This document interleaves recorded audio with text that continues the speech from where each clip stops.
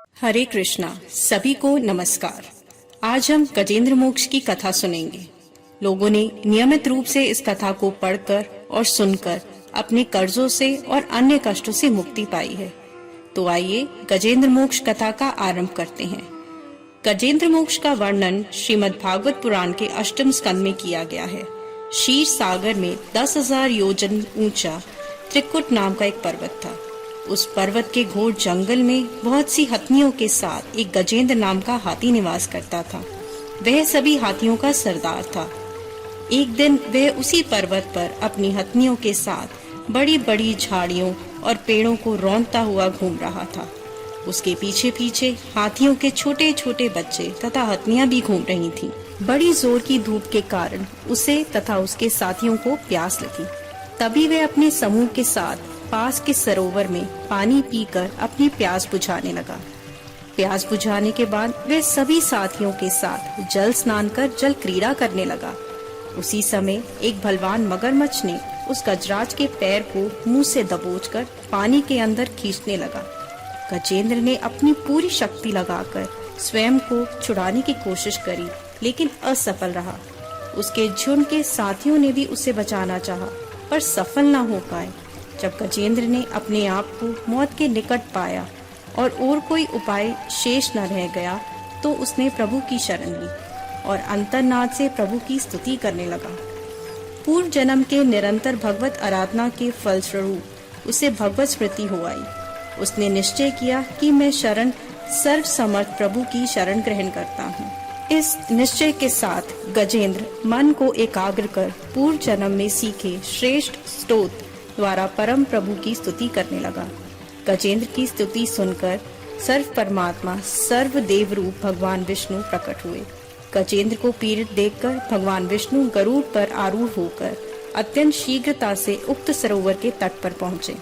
भगवान विष्णु की तीव्रता से अपनी ओर आते देखकर गजेंद्र ने कमल का एक सुंदर पुष्प अपनी सूंड में लेकर ऊपर उठाया और बड़े कष्ट से कहा, नारायण, आपको नमस्कार है। गजेंद्र को अत्यंत पीड़ित देखकर भगवान विष्णु गरुड़ की पीठ से कूद पड़े और गजेंद्र के साथ ग्राह को भी सरोवर से बाहर खींच लाए।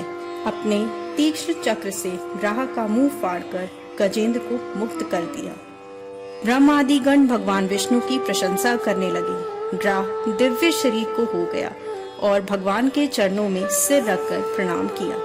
भगवान विष्णु ने गजेंद्र का उद्धार कर उसे अपना पार्षद बना लिया।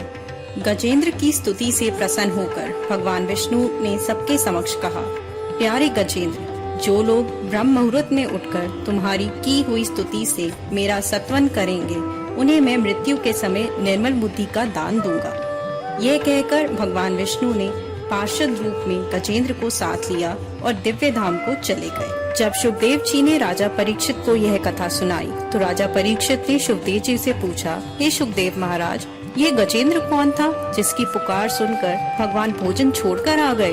तब शुकदेव जी महाराज कहते हैं, हे परीक्षित, पूर्व जन्म में गजेंद्र का नाम इंद्रद्युम्न था।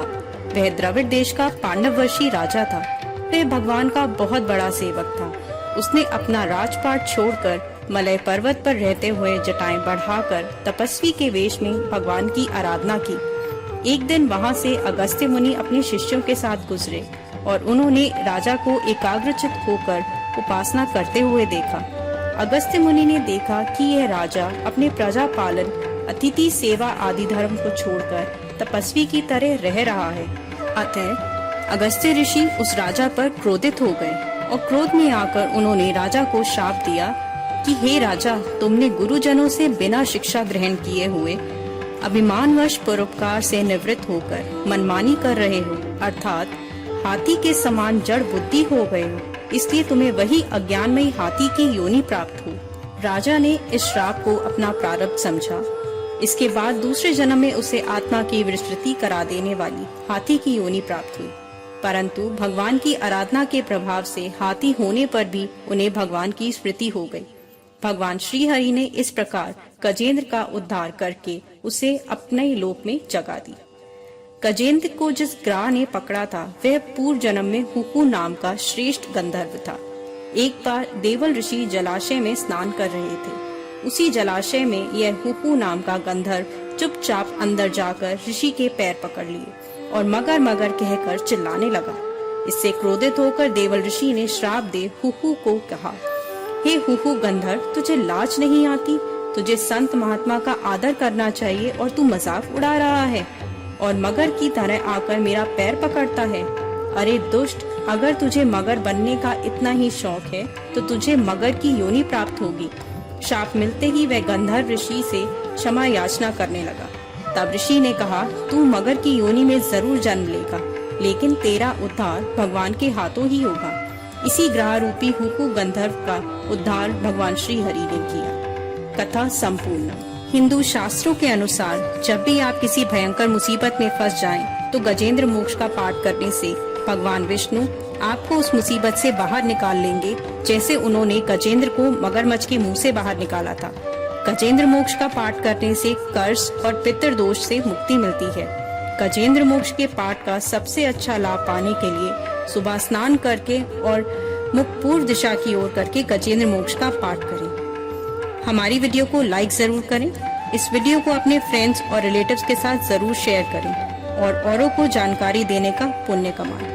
कमेंट बॉक्स में हरे कृष्णा लिखकर भगवान के चरणों में अपनी हाजिरी जरूर लगवाएं। धार्मिक कथाओं और उनसे जुड़ी जानकारियों के लिए हमारे चैनल के साथ जुड़े रहें।